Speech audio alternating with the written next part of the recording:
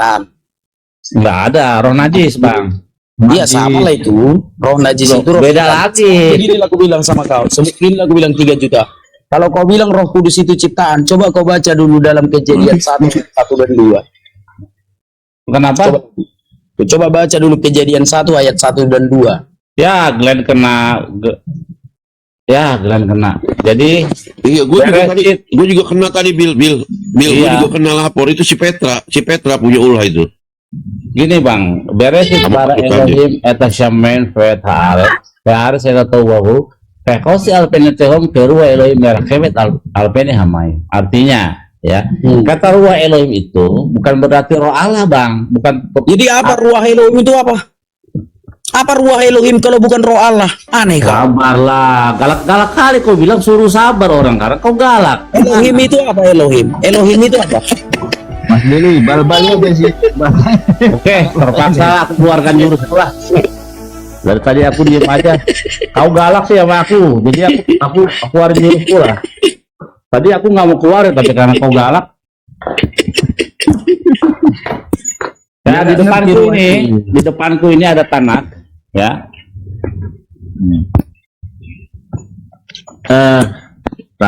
Besaran dulu. Nggak ada orang Yahudi yang memahami itu sebagai roh Allah.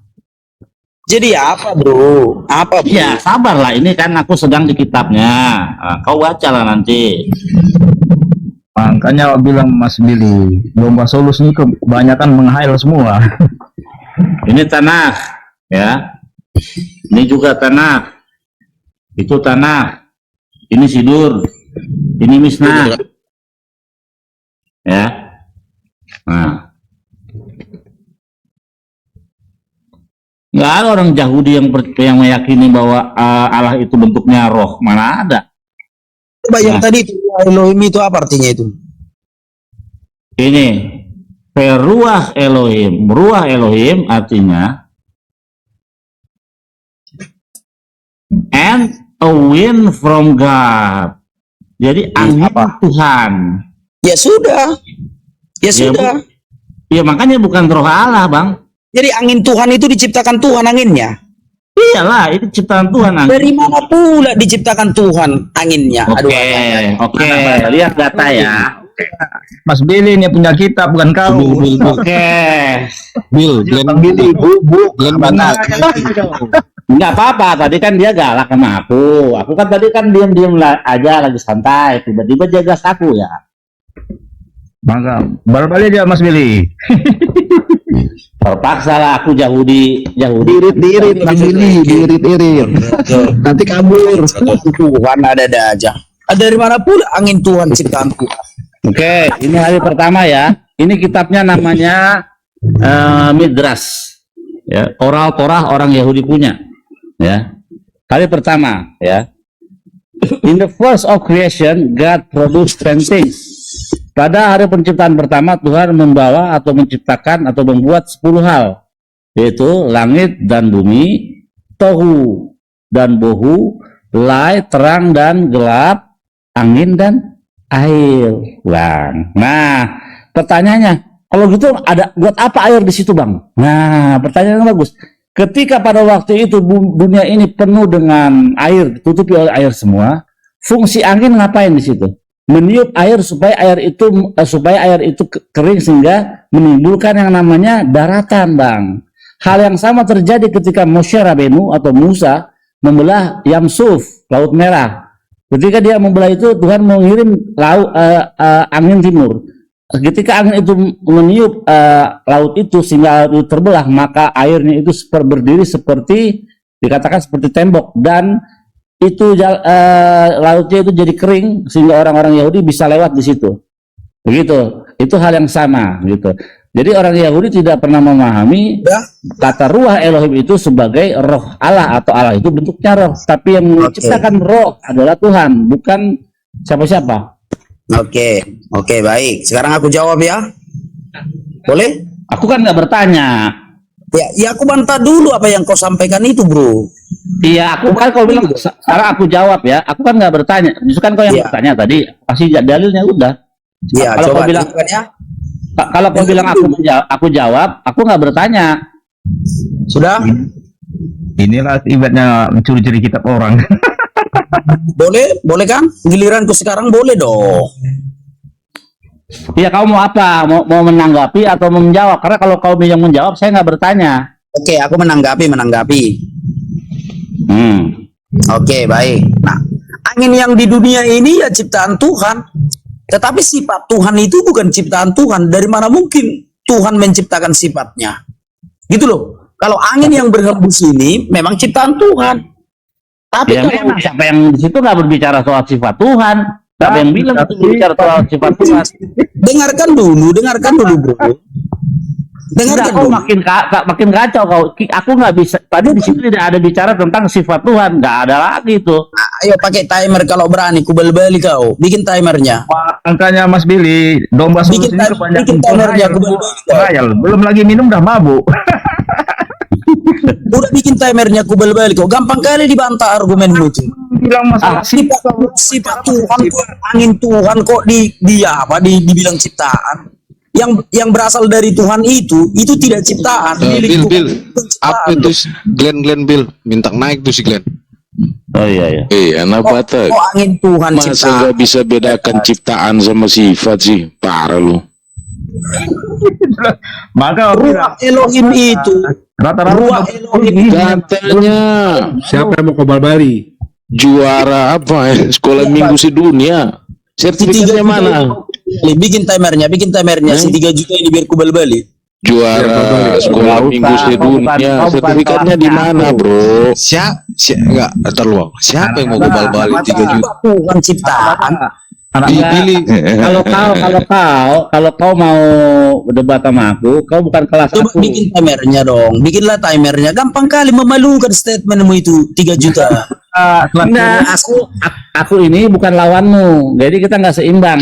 Nah, kalau kamu seimbang, kalau kamu bisa seimbang, nah silakan baca ini, baru kau bisa berdebat dengan aku. Coba kau bikin timernya dulu. Kau bikin dulu timernya. Mau ngapain pakai timer? tadi kan udah kubal balik kitabmu. Hah? Udah kubal balik kitabmu tadi. Enggak Iya kan sudah. namanya juga aku bukan enggak dikasih kesempatan membahas. Baca dulu Bill. Baca dulu, kau. Baca anak Batak, jangan malu-malu orang Batak kok ya. Baca dulu, Malu-malu orang Medan. Ruah Elohim. Kau baca dulu. Kau mau ngajak aku debat pakai timer. Aku akan jawabannya, tapi kau baca dulu ini, baru kau selesai sama aku. Nah, Bikin dulu timernya, bikin dulu. Enggak, dulu. kejangan anak Batak. Baca dulu baru timer. Baca dulu baru timer. Baca. itu anak Di baca. surga bukan pakai- Baca anak Batak. Baca. di surga itu Woi, BGO. Baca. Ikro. Baca. di surga itu Baca. Kotak. Woi, kotak. Bang Billy, Batak, Bang Billy, baca. anak kita nggak bisa yang itu, Bang Billy. Yang bisa, dia bisa cuma bahasa roh. Tulisan Ini, Quran itu bisa. Woi, anak Batak. Nih. Bahasa roh anak Batak. Belum tahu PL itu Baca. dari mana dia. Ini lebih susah lagi nih, nggak ada dikitnya. Ada aja. Ya enggak, kau kan mau ngajak aku debat. Syarat kamu mau ngajak aku debat, biar standar sama aku, kau harus bisa baca Ibrani. Baru aku Tuhan jawaban bahasa kau. Ibrani. PL itu bahasa Karena Tuhanmu berbahasa Ibrani waktu dia hidup di dunia. Ada Tuhan kami nggak berbahasa Ibrani. Bahasa apa? Bahasa Indonesia. Berbahasa apa? Bahasa Batak ya, aduh. Ya, Tuhanmu waktu dia hidup di dunia ini berbahasa apa dia? Tuhan mengerti semua bahasa, bro. Ada. Iya, waktu dia di dunia ini dia berbahasa apa? Dia berbahasa Ibrani, Aramai. Jadi kau bilang nggak berbahasa Ibrani. Baca. Udah lah, nggak level, udah. Baca anak kotak. anak mata. PL itu bahasa apa dia? Pakai bahasa apa PL? Ya sudah bikin timernya, Ya udah. Enggak Udah baca biar dulu. begini. PL itu Udah. pakai bahasa apa? Nggak apa-apa. Mana ada yang mau diskusi, kalau enggak biar turun aku ada. Enggak, Bang Billy Kelihatan memang kuat, jangan ah. terlalu tinggi Bang Billy. Saya mau lanjutkan tadi ya, katanya sudah ditanggapi ya, tapi nggak nanggapi gitu ya. Boleh Bang Billy saya lanjut Bang Billy. Aku nggak dikasih kesempatan ngomong. Loh, kamu tadi bilang sudah dijawab, katanya saya udah menjawab saya. Tadi kan kamu udah nyerocos minta data ke saya apa segala macam. Sekarang bagian saya lah. Enak. Ngeteh pagi-pagi enak. Oke Bang Billy, jangan ini kalau Bang Billy terlalu tinggi lah. Oke Bang Billy, saya bisa ini lagi Bang Billy. Kubal-balinya kalian semua kalau pakai time. Diam sudah. Kita pakai data ini. Dalam mimpi. Bahasa Indonesia mau lulus. Anak Batak, nanti kalau mau debat berdua, nanti kau undang aku di room kau, nanti kita debat. Kapan? Terserah kau. Oke. Janganlah, aku kan belum tidur pula ini, aku mesti ada anak sekolah. Iya, benar. Ntar lu kutanya lu dia, Bil. Cok jujur lu kau anak Batak. Pasti kau mau lab, kalau dibuat timenya mau lab di YouTube kau kan cari koin kau kan. Jujur kau. Ya kan? Apa kamu napi kalian? Nggak ada live kan di YouTube ini. Mana pernah? Aku di sini jadi sorry. Nanti kau anak Batak, Anak Batak, siapa yang kau bilang munafik? Kau siapkan pertanyaan-pertanyaan yang buat Yahudi. Nah, jangan kau. Siapa yang kau bilang munafik? Anjing. Siapa yang kau bilang munafik bangsat? Siapa yang kau bilang munafik? Gampang Siapa yang kau bilang munafik? Gampang babi. argumen Dia gue. bilang Izin ya teman-teman. Ini kamu kan tadi membaca Yesaya 11:12. Ini membuktikan, menguatkan argumen saya. Iya. Bahwa di sini tidak bicara tentang roh kebenaran. Saya tahu roh hikmat, roh pengertian, roh nasihat, dan tidak ada ini. Yesus tidak masuk di sini. Kalau karena di dalam agama Yahudi, Tuhan itu bukan roh. Ya, saya tahu. Betul Bang Billy ya? Betul. Nah, Kalian menggunakan yang harus 4 ayat 24. Tuhan itu adalah roh. Padahal roh itu adalah semacam nyawa atau setan. Berarti Tuhan kalian ini setan. Saya bilang nanti akan lari ke sana ya. Nah, jangan berbawahnya saya. Yang kau imani adalah Yohanes 4 ayat 24. Coba kau baca dulu. Sabar dulu lah. Sabar dulu. Ya kan? Nanti kita berbicara tadi itu tentang kajian saya ini. Tanggapi. Nah, di sini siapa bapak, siapa anak? Kalau di sini kan jelas. Roh kebenaran, roh apa ya? Tapi nanti kita berbicara ternyata roh yang kalian imani, roh kebenaran, roh kudus ini adalah setan juga gini. Pertanyaan saya ini siapa bapak, siapa anak? Siapa nama bapak? Ini kan baptislah mereka atas nama Bapa, Anak dan Roh Kudus. Anak siapa? Bapak siapa? Roh Kudus siapa? Ini kita berbicara tadi konteksnya tetap. Kita bicara roh, bapak dan anak ini. Oke, aku jawab ya. Kamu jelaskan siapa nama bapak, siapa nama anak, siapa nama Roh Kudus. Silakan. Oke, kau bilang baik. Yahweh pula nama Tuhan kau itu si Bapa. Ya. Jadi Tuhan kami itu kami sebut dengan sebutan Bapa. Kenapa kami menyebut dengan sebutan Bapa? Karena kami tidak boleh menyebutkan namanya. Nggak boleh. Pantang. Musa melarang di dalam Keluaran 20. Sudah? Jelas ya? Kalau kau mau menanyakan siapa namanya, nggak boleh disebut. Nggak sembarangan. Makanya orang Yahudi menyebutnya dengan sebutan Hasem. Nama itu. Kenapa mereka Yahudi beda. Tuhannya Yahudi dengan kamu beda. Jangan bawa Musa loh di sini, karena Musa itu di kepercayaan Yahudi adanya di kami harusnya Anda bawa PB itu perkataan Yohanes atau siapa gitu supaya fair. kami percaya Tuhannya Yahudi. Itu loh. Tapi orang Yahudi tidak percaya jadi bukan Tuhannya Yesus. Aduh, belum ngerti masalah tadi nih. Boleh dong aku lanjut? Gimana? Boleh atau enggak?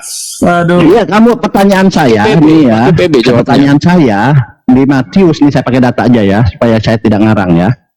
Nih, Matius 28:19. Karena itu pergilah jadikanlah semua bangsa muridku dan baptislah mereka atas nama atas nama lu. Nama Bapa, nama Anak, Roh Kudus. Nah, siapa nama Bapa, siapa nama Anak sama Roh Kudus? Silahkan jawab. Oke, baik. Namanya itu tidak boleh kami sebutkan dengan sembarangan. Barulah setelah dia menunjukkan wujudnya di dunia, Kolose 1 ayat 15. Yesus adalah gambar Allah yang tidak kelihatan. Sudah? Yesus itulah wujud Allah dan itulah Tuhan. Kolose 1 ayat 15. Aduh, kayak mana sih kawan ini? Kayak mana sih? Iya, buka datanya. Kayak mana sih? Kayak mana sih? Biasanya Oten itu pakai ini nyerocos tapi nggak sesuai dengan yang tertulis. Oten itu. Terima kasih Jaya P. Terima kasih ya. Ini loh. Kolose 1 ayat 15, bro. Sekarang siapa nama anak di sini? Siapa nama anak? Oke. Yesus itulah nama Tuhan yang boleh Pertanyaan saya belum berbicara Tuhan. Nanti saya ke sana nanti. Nah, di sini nama Bapak siapa? Dengarkan dulu ku jelaskan. Enggak boleh Ya, ini jawab aja dulu, nanti kau baru jelaskan. Nama Bapak siapa, nama anak siapa, nama Roh Kudus siapa? Silakan. nama Bapak itu enggak boleh disebut dengan sembarangan. Oke, tidak punya nama. Bukan tidak punya nama, Yahweh, tapi enggak boleh Oh, disebut. Yahweh, Bapak ini Yahweh. Anak siapa? Oke, firman Nama yang anak siapa di sini? firman yang ada di dalam diri Yahweh yang menjadi manusia. Iya, siapa? Nama anak sini siapa? Oke, Yesus. Oh, Yesus. Nama Roh Kudus. Oke, Roh Kudus itu tidak punya nama karena dia adalah Oh, ngarang kamu, ngarang. Sendiri. Oke, nggak apa-apa ya. Di sini nama Bapak Yahweh, nama anak adalah Yesus. ya, Nama Roh Kudus tidak tidak ada nama nih. Tetap namanya Roh Kudus. ya karena dia Roh Allah. Nama Allah itulah rohnya. Nah, kenapa berbeda nama Bapa dengan nama Yesus? Enggak berbeda. Yahweh. Oke. Dengarkan dulu. Sudah saya dapat poinnya. Di sini Dengarkan dulu. Gimana sih kau diskusi? Kayak mana sih berdiskusi kayak gitu? Heran aku. kamu udah jelaskan. Kayak mana kau berdiskusi kayak gitu? Sudah jelas. Lanjut. Udah, lanjut. Jangan banyak. Sudah jelas. Kamu bilang nama Bapa adalah Yahweh, nama anak adalah Yesus, nama Roh Kudus itu adalah Roh Kudus. Kan gitu. Jadi tidak perlu saya mau mendengar apa lagi. Alah, berarti kau nggak bisa diskusi. Berarti kau nggak bisa diskusi, bro. Nggak level kula, bro. Nah, ternyata yang kamu katakan nama Bapak Yahweh itu salah. Pertama, orang Yahudi tidak mengakui seperti itu. Ya, yang punya kitabnya. Kemudian nama anak itu adalah Yesus. Oke, nggak masalah, no problem. Nama Roh Kudus pun tadi tidak dibantah oleh Bang Billy. Nah, saya jelaskan. Ternyata Bapak di situ bukan Yahweh dan Roh Kudus itu punya nama. Kita buktikan ya. Ini pengajaran gratis ini dari saya ya. Sebentar. Nanti kalau udah Gratis loh. kalau 1 jam lagi kau udah selesai bicara, kasih tahu ya. Sabar nih. Ini ternyata nama Bapak itu adalah Paulus. Hah? Masa? Paulus. Dalilnya? Oke, kita baca dalil. Oke ya, jadi kita jangan pakai ini ya. Dari sini ya, baptislah mereka atas nama Bapa, Anak dan Roh Kudus. Oke, di sini di Yohanes 14 ayat 11.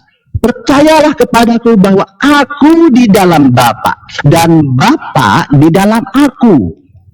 Atau setidak-tidaknya percayalah karena pekerjaan-pekerjaan itu sendiri. Nah, kan ini bahasa ini kita harus paham. Bapak di dalam aku apa sih? Siapa di Bapak? Ini kan objek, subjek. Kamu bilang Yahweh. Tidak ada dikatakan Bapak itu Yahweh, tidak ada. Tetapi kita harus membaca data. Ternyata saya dapat di sini 1 Korintus 4 ayat 15, Paulus mengaku dia Bapaknya yang di dalam Yesus. Ini data. Sebab sekalipun kamu mempunyai beribu-ribu pendidik dalam Kristus, kamu tidak mempunyai banyak bapak. Karena di sini titik ya tadi ya. Karena akulah yang dalam Kristus Yesus. Cocok ini. Bapa di dalam aku. Belum. Nah, di sini Tadi belum ditulis. Yesus, Paulus berkata, karena akulah yang di dalam Kristus Yesus telah menjadi Bapamu oleh Injil. Oh, di dalam Injil lagi, Paulus mengklaim gitu. Yang kuberitakan kepadamu. Ini kelihatannya kalian tidak menerima berita ini. Oke? Jadi di sini Paulus Bapakmu. Makanya di sini Matius 23:19 dikatakan, dan janganlah kamu menyebut siapapun Bapa di bumi ini, karena hanya satu Bapakmu, yaitu Dia yang di surga. Ini Yesus bilang. Tapi Paulus beda. Kan gitu. Nah, malah Yesus bilang, iblislah yang menjadi Bapakmu. Nah, nanti akan lari ke iblis. Bapak ini siapa? Paulus. Paulus ini iblis. Oke ya, kita lanjut. Sekarang Roh Kudus. Roh Kudus ini siapa? Nah, menurut kajian yang saya dapat, Roh Kudus itu Paulus. Loh, Anggur Ansam kamu ngarang. Ini saya punya kajiannya nih. Paulus adalah Roh Kudus. Ya, tahan napas. Ini tadi sudah dibahas ya, Bapak di dalam aku adalah Bapak siapa? Nah, kita bicara. Kita kaji dulu nih ya. Kita pakai narasi dulu ya. Tidak langsung konklusinya Paulus. Galatia 3 nomor 13. Kristus telah menebus kita dari kutuk hukum Taurat dan jalan menuju kutuk karena kita, sebab ada tertulis, terkutuklah orang yang digantung pada kayu salib. Ini Galatia ini adalah pernyataan Paulus melalui suratnya. Jadi Paulus berani mengatakan Kristus, Yesus ini ada nama sampingnya, ada jelas, adalah orang yang kutuk dan terkutuk. Malah dia mengatakan kutuk divalidasi dengan ada yang tertulis, kata dia bilang. Oke, clear ya? Yang berani mengatakan Yesus kutuk dan terkutuk adalah Paulus. Kita lanjut. Nanti kita lanjut kepada siapa Roh Kudus. Nah, kita lanjut pakai narasi dulu ya. Nah, di sini contoh satu ya. 1 Korintus 16 ayat 23. Kasih karunia Tuhan Yesus menyertai kamu. Di 2 Tesalonika juga, karena karunia Yesus Kristus Tuhan kita. Nah, di sini siapa yang berani mengatakan Yesus adalah Tuhan? Paulus lagi. Gatal loh ya. Kenapa Paulus itu berani mengatakan Yesus terkutuk, Yesus kutuk, Yesus Tuhan? Kenapa? Karena dia Roh Kudus. Oh, anggur asam kamu ngarang. Oh, kita pakai data. Hanya Roh Kudus yang berani mengatakan dia terkutuk, Yesus terkutuk, dan Yesus Tuhan ini hanya Roh Kudus. Nah, Paulus ini adalah jelmaan Roh Kudus yang menjadi daging. Ini datanya. Nah, ini diklaim ini ada klaimnya dari siapa? Paulus juga nih. 1 Korintus 12 ayat 3. Baca pelan-pelan. Ya, karena itu aku mau meyakinkan kamu bahwa tidak ada seorang pun yang berkata-kata oleh Roh Allah dapat berkata terkutuklah Yesus. Oke? Dan tidak ada seorang pun yang dapat mengaku Yesus adalah Tuhan. Oke? Selain siapa? Selain Roh Kudus. Wah. Paulus yang berani. Gepeng. Gepeng nggak ini? Dia mengatakan kepada semua orang tidak boleh ada yang berani mengatakan Yesus terkutuk dan Yesus adalah Tuhan kecuali Roh Kudus. Nah, ternyata kan Paulus berani mengatakan gitu. Berarti Bapa itu adalah Roh Kudusnya. Itu Bapa itu adalah Paulus, Anak adalah Yesus, Roh Kudus itu adalah Paulus. Jadi baptislah mereka atas nama Paulus, Yesus, dan Paulus. Ini sebelum saya satu ayat lagi sebentar ya, sebelum kamu jawab. Ini divalidasi. Makanya tidak boleh mengutuk Paulus. Kenapa Kristen meninggikan Paulus daripada Yesus? Karena divalidasi oleh Lukas 12 ayat 10. Setiap orang yang mengatakan sesuatu melawan anak manusia, ini biasanya menghujat ya, ia akan diampuni. Nih, setiap orang yang mengatakan sesuatu yang menghujat anak manusia, ia akan diampuni. Maksudnya menghujat Yesus akan diampuni. Tetapi barang siapa menghujat Roh Kudus, ia tidak akan diampuni. Jadi kenapa orang Kristen mati-matian membela Paulus? Karena dia Paulus. Silakan kamu bengkokkan. Lanjut, pakai data. Oke, coba sekarang buka dulu dalam Yesaya 53. Gua pikir lu mau lempar anduk. Dalam Yesaya 53 itu dikatakan bahwa Yesus itu akan dihina. Nah, makanya kalian pun menghina Tuhan Yesus selula. Kalau kalian bertobat, kalian akan diampuni. Itu yang pertama. Yang kedua, Bang Bil, Yesaya 53 apa Bang Bil? Jawab, Yahudi yang jawab. sebentar dulu Glenn. Kau bawa kitab orang yang nggak kau tahu kan artinya. Kau bawa kitab orang yang nggak ngerti. Dalilmu dari perjanjian baru, jangan bawa dari perjanjian lama. Otak kau dipakai. Sebentar dulu Glenn. Jangan bawa perjanjian lama, itu bukan kitabmu. Kenapa ketakutan dijawab? Bukan kitabmu, nggak ada hakmu jawab pakai kitab itu. Kenapa enggak ada? Itu kitab suci kami. Nggak ada hakmu. Perjanjian lama itu diambil dari Taurat. Tidak ada hakmu di situ. Kau kan nyuri. Tuh, si anak Batak dimarahin sama bininya tuh.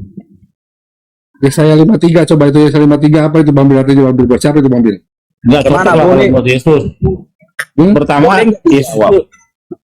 Kalau Yesus itu pakai Yesaya 53, Yesus kan jelek mukanya. Nggak masuk. Yesus kan ganteng. Beda, nggak masuk. Boleh dong dijawab. Masa nggak boleh dijawab? Jawab Ya, yang lanjut, benar, lanjut, jangan lanjut. salah. Lanjut. Sudah? Nah, itu yang pertama ya. Yang kedua, kenapa Paulus itu disebutkan Bapak? Contoh, Bapak kami ada di surga. Sudah? Nah, bapaknya Gibran, Jokowi. Itu Bapak juga. Jadi jangan kau pukul rata. Beda Bapak di surga, beda Bapak di dunia. Contoh seperti aku. Bapakku itu di surga, itulah Tuhanku di surga. Nah, bapakku ada di kampung. Sama-sama Bapak. Jadi kalau untuk memahami itu juga kau tidak mahir, ya memalukan sekali ya. Asal ada kata Bapak, oh inilah Bapak itu, iblislah Bapakmu, oh inilah Bapak itu, ya nggak boleh. Nah, kau harus tahu membedakan konteksnya siapa Bapak yang dimaksudkan di situ. Udah paham ya? Nah, berikutnya tentang yang kau bukakan dalil tadi bahwa menghujat anak manusia akan diampuni, tapi menghujat Roh Kudus tidak akan diampuni. Silakan kau menghujat Yesus, nggak apa-apa. Karena Yesus itu datang ke dunia memang untuk dihina. Tetapi kau jangan coba-coba menghujat Roh Kudus seperti yang tadi itu. Kau tidak akan diampuni, aku rasa. Tapi pun demikian, aku tetap berdoa supaya kau diampuni. Nah, bagaimana orang yang menghujat Roh Kudus? Orang yang menghujat Roh Kudus itu, yang mengatakan Roh Kudus itu roh iblis. Karena di dalam Alkitab jelas sekali dikatakan Roh Kudus itu adalah roh penghibur, bukan roh iblis. Kalau kau mengatakan Roh Kudus itu roh iblis, berarti kau menghujat. Bukan menghujat agama Kristen, kau menghujat Roh Kudus. Itu ya. Nah, yang berikutnya, apa tadi narasimu itu banyak kali tadi itu ya? Apa tadi? Agak ku ingat tadi satu. Sebentar dulu. Apa tadi itu? Biasanya kau nyatat kalau diskusi. Oh, itu. Sebentar. Nama Bapa. Yesus itu berasal dari kata bahasa Ibrani, Yesua. Yesua itu artinya Yahweh menyelamatkan. Jadi nama Tuhan itu sama. Karena Yesus itulah wujud dari Yahweh yang tidak kelihatan. Gitu ya. Jadi nama Tuhan kami itu Yahweh, tapi tidak boleh disebut. Barulah setelah dia datang ke dunia, nama itu boleh disebut. Siapa nama yang boleh disebut? Yesua. Yesua itu artinya apa? Yahweh menyelamatkan. Ditranslate ke bahasa Indonesia Yesus, ditranslate ke bahasa Inggris Jesus, ditranslate ke bahasa Batak Yesus. Artinya itu Yahweh juga gitu loh. Itu silakan. Oke, makasih ya. Jadi tadi saya kan sudah kasih bold ya, kasih tanda ya. Saya tidak bicara tentang Bapak, tapi Bapak secara umum, tetapi secara spesifik Bapak yang di dalam Yesus yang maksud saya. Siapa kan gitu? Ini bukan bicara secara umum, Bapak gereja, Bapak siapa, itu nggak masalah. Ini kita yang kasih lingkari ini adalah Bapak di dalam aku, di dalam Yesus ini siapa kan itu?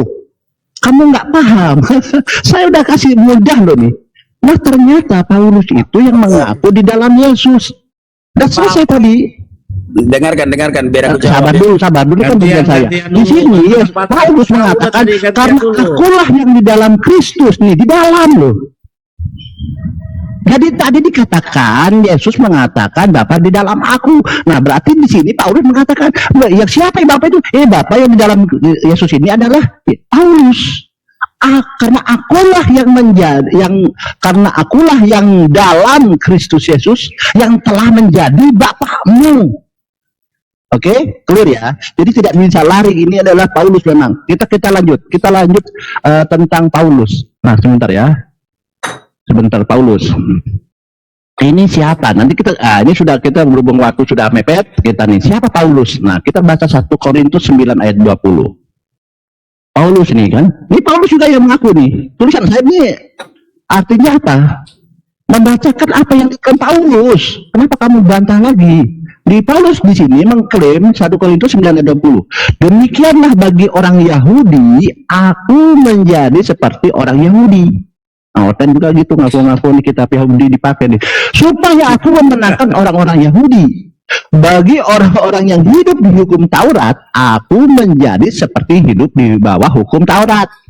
Ini penekanannya sini, sekalipun aku sendiri tidak hidup di bawah hukum Taurat, supaya aku dapat memenangkan yang hidup di bawah hukum Taurat. Ini apa maknanya? Orang bilang ini adalah munafik, orang oke, nggak masalah. Kita tapi pakai data. Jangan mengatakan Paulus munafik. Kita pakai data. Ini apa maknanya? Baca di sini di Wahyu 39. Lihatlah beberapa orang dari jemaat iblis. Hancur. Perpuluhan Ini jadi kita pakai data. Kita pakai data. Jangan ini adalah Paulus orang munafik yang pura-pura bertobat atau orang bertobat. Oke, itu asumsi, boleh kita punya asumsi. Tapi saya harus pakai data. Lihatlah beberapa orang dari jemaat iblis. Yaitu, lihat penjelasannya ya, jemaat iblis itu apa? Yaitu mereka yang menyebutnya dirinya orang Yahudi, tetapi yang sebenarnya tidak demikian. Paulus. Melainkan berdusta. Dia kan ahli Taurat, orang Farisi dia itu. Iya, melainkan dia berdusta. Itu kan sudah tadi ayatnya mengatakan Yesus, Paulus itu begitu kan. Dia mengaku orang Yahudi, sebenarnya dia bukan orang Yahudi kan gitu. Melainkan berdusta. Akan kusekarahkan kepadamu, sesungguhnya aku akan menyuruh mereka datang dan tersungkur di depan kakimu dan mengaku bahwa aku mengasihi engkau. Nah, ini jemaat iblis yang pura-pura mengajaran ajaran kasih ini. Jemaat iblis. Hancur mimbar. Jadi kalau kalian mengajarkan ajaran kasih Paulus ini memang jemaat iblis begitu, dia pura-pura gitu. perpuluhan Ini data. Berat ini, ngeri nih agama ini, agama ngeri. Kesempatan lu namanya Boleh dijawab, boleh dijawab. Boleh dijawab. Silakan. Boleh jawab. Belum dijawab. kasih kesempatan Belum dijawab. sama iya kasih kesempatan, kita kasih kesempatan sama Yahudi. Ya, sebelum dijawab Bang anak Batak, saya mengapresiasi Anggur Asam karena Anggur Asam sama sekali tidak memakai tanah, tidak memakai perjanjian lama. Dia konsen di perjanjian baru saja. Itu bagus karena memang perjanjian baru tidak ada sambungnya kolerasinya dengan perjanjian lama. Bagus, terima kasih. Lanjut anak Batak. Pegangan yang kuat anak Batak. Kita kasih kesempatan sama Yahudi pesek untuk menjawab.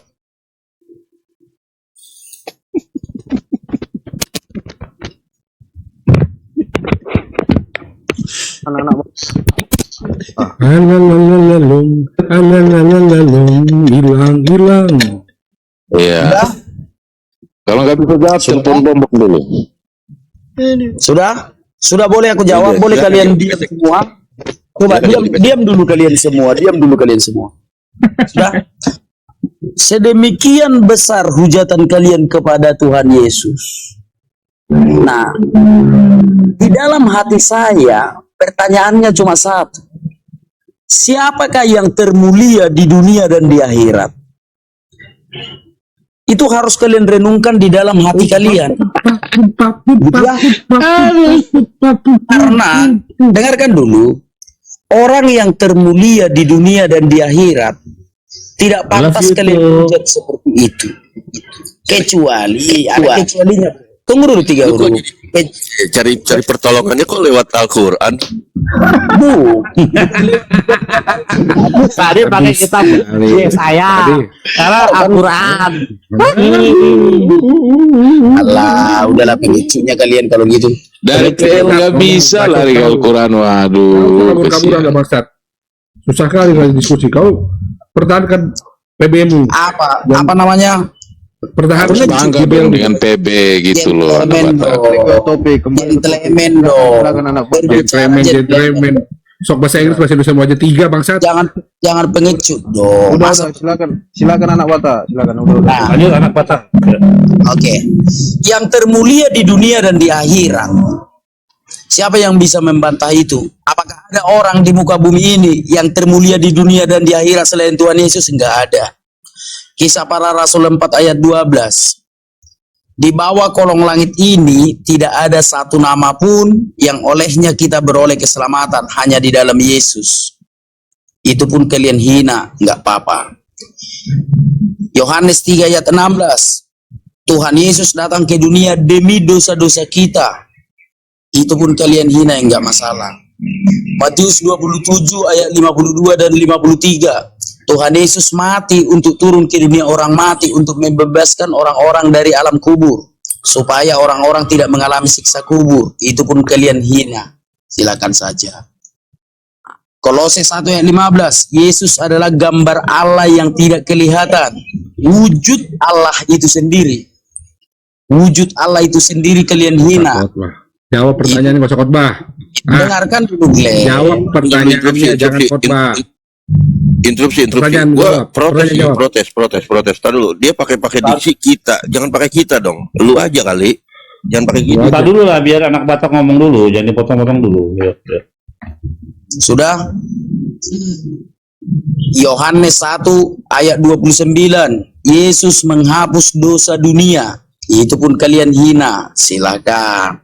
Tetapi pada akhirnya kalian akan tahu bahwa di dalam Alkitab pun nabi palsu itu diberitakan.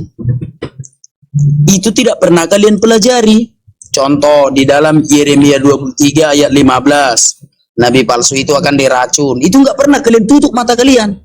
Contoh lagi Matius 24 ayat 26, nabi palsu dari padang gurun dan di dalam bilik. Itu kalian tutup mata kalian. Nggak pernah kalian mempelajari tentang ciri-ciri nabi palsu itu. Coba Contoh. jelaskan. Coba contoh. Coba Wahyu jelaskan. Anjing, jelaskan. Kau bawa Al-Quran bangsat. Jelaskan. Kau jangan pakai framing. Jelaskan dulu. Ntar dulu. Babi kau. Itu yang dimaksud itu Paulus di dalam bilik itu kamar penjara. Nanti saya lari ke sana. Gampang ini, enak sekali nih. Ini Paulus semua ini. Biar bang. Jelaskan. Ini Paulus semua ini. Yang ada di dalam diri Yesus ini. Ntar ke Nanti kena Yesus lagi nih. Lanjut. Jangan kejang. Sudah selesai. Oke, kita bahas lagi ya, teman-teman. Gantian saya layar besar ya. Dengarkan dulu. Sudah saya dengarkan. Tapi nggak kemana-mana. Tapi nggak apa-apa. Itu poinnya sudah saya dapat semua, gitu ya. Saya sudah dapat semua apa yang kamu sampaikan orang Kristen ini. Saya ini orang mengkaji gitu. Jadi setiap argumen kalian ini saya catat. Ternyata ini mengena kepada Yesus, mengena kepada Paulus. Nah, kita lihat ya. Dengarkan dulu Anggur Asam sedikit. Sudah bagian saya, jangan dipotong dulu lah. Gantian Anggur Asam tadi udah panjang loh Anggur Asam. Oh, silakan. Sedikit lagi ya. Wahyu 20 ayat 10, bahwa nabi palsu itu bersekutu dengan satu tempat dengan binatang itu. Itu bisa dibantah itu. Nggak bisa. Aturannya itulah kalian kaji sebagian. Jangan hanya beberapa ayat Alkitab itu yang kalian kaji. Tetapi ciri-ciri nabi palsu itu kaji juga di dalam Alkitab. Tapi jangan bawa agama yang lain. Ini khusus untuk agama Kristen loh. Kalian kaji juga itu ciri-ciri nabi palsu. Iblis yang minta disembah dengan cara sujud. Matius 4 ayat 9 ya. Ayat 8 dan 9. Bahwa iblis itu minta disembah dengan cara sujud. Semua itu akan kuberikan kepadamu jika engkau sujud menyembah aku. Kaji dulu juga itu semua. Itu silakan. Silakan jawab. Nah, sebentar. Ya, Oke, lanjut ya.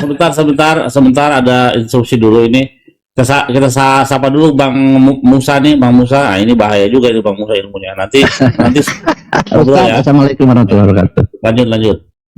Oke ya. Jadi kini kita langsung merujuk ke tadi saya mengatakan bahwa di dalam Yesus ini ada Paulus. Nah, Paulus ini adalah jemaat iblis.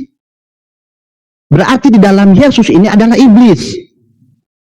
Karena kita merujuk kepada Yohanes 4 ayat 24, ini tidak ada ya di agama Islam maupun di agama Yahudi tidak mengatakan bahwa Tuhan itu adalah roh. Jelas ini ya. Tetapi sesuai data ini, kalian ini mengklaim bahwa Tuhan itu adalah roh.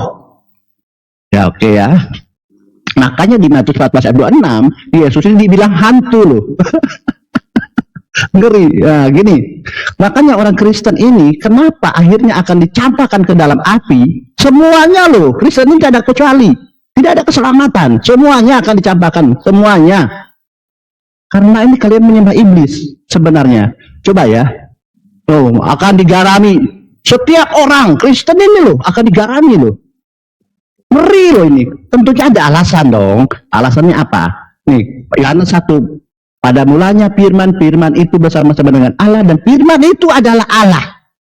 Nih, firman adalah Allah. Nah, Allah ini di Yohanes 1:14, Allah ini telah menjadi manusia. Kalian klaim ini adalah Yesus.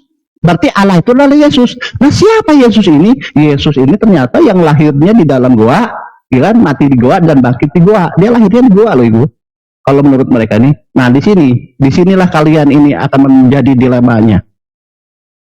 Yahudi tidak pernah mengatakan, Islam tidak pernah mengatakan Allah atau Tuhan itu roh. Dan barang siapa menyembah dia harus menyembahnya dalam roh dan kebenaran. Roh ini apa? Kamu harus paham. Roh itu banyak makna. Nah, roh ini suatu unsur yang ada dalam jasad yang diciptakan Tuhan sebagai penyebab adanya kehidupan. Nah, roh ini dalam kamus besar bahasa Indonesia adalah setan. Mana? Nih, roh ini adalah setan. Saya kenapa menarik ini garis ke setan? Karena ini cocok nanti. Saya harus pilih mana yang sesuai konteks ayat itu. Saya mengambil diksi setan. Nah, kenapa Yesus di dalam diri Yesus ini atau Yesus itu adalah setan? Di sini kita baca nih. Kamu beli dulu sana Mas harapannya. Ya. Agama penyembah roh, kamu googling aja. Agama penyembah roh adalah kepercayaan kepada makhluk halus. Kalian ini menyembah makhluk halus loh. Ombil, noise ombil.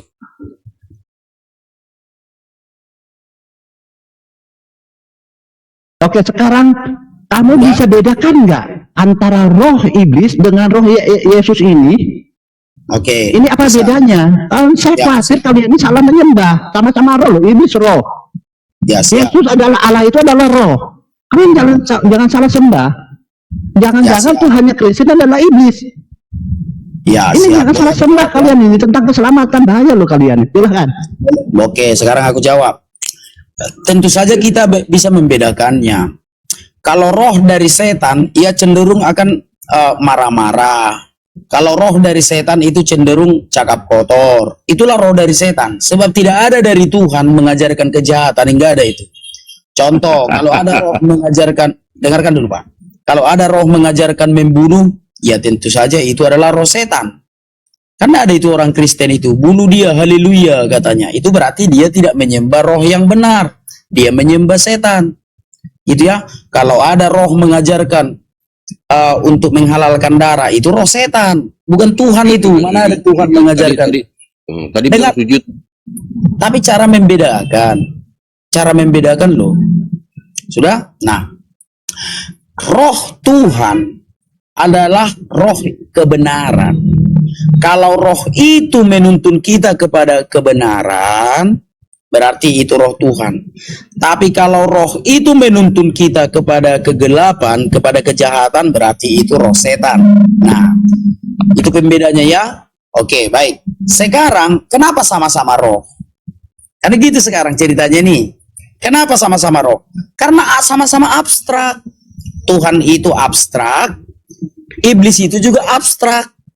Makanya sama-sama roh. Tetapi membedakannya, kalau roh Tuhan adalah roh kebaikan, kalau roh setan adalah roh kejahatan. Itu silakan. Oke, izin saya 20 detik. Tadi Anda mengatakan Mantap. Jadi kamu lari kemana? Saya udah punya jawaban. Izin silakan. Pak. Saya mau mengkritik tadi 20 detik saja. Anak Batak mengatakan tadi bahwa orang yang sujud itu sudah pasti menyembah setan. Matius 26:39, apakah Yesus sujud maju selangkah kemudian sujud dia menyembah setan? Silakan. Oke, sekarang aku jawab. Sujud, kami tidak pernah sujud, tubuh kami tidak pernah itu. Yang sujud itu adalah roh yang ada di dalam kami. Dalilnya ada di dalam Yohanes 4 ayat 24. Saya mengatakan, dengar dulu, Matius 26, kau melebar. Saya tanya spesifik, Matius 26:39, Yesus maju selangkah kemudian sujud. Anda mengatakan yang sujud itu menyembah iblis. Boleh aku jawab? Berarti dalam hal ini tidak secara langsung kau mengatakan bahwa Yesus itu sujud menyembah iblis. Iya betul, berarti narasi saya betul, Bapak itu iblis. Boleh Betul aku itu jawab? Bang. Itu enak itu sebenarnya. Masa nggak boleh aku jawab? Boleh dong. Sudah, yang pertama, Yohanes 4 ayat 24. Kami menyembah dalam roh dan kebenaran. Jadi yang perlu sujud itu adalah hati kami. Sujud itu artinya merendahkan. Saya tidak tanya kami. Anda tadi membawa klaim bahwasanya yang sujud itu udah pasti menyembah iblis. Kau pakai narasi seperti itu, maka saya bertanya, Matius 26:39, Yesus maju selangkah kemudian sujud. Artinya tidak secara langsung Anda ingin mengatakan bahwa Yesus itu menyembah iblis. Karena di awal tadi Anda bernarasi bahwasanya setiap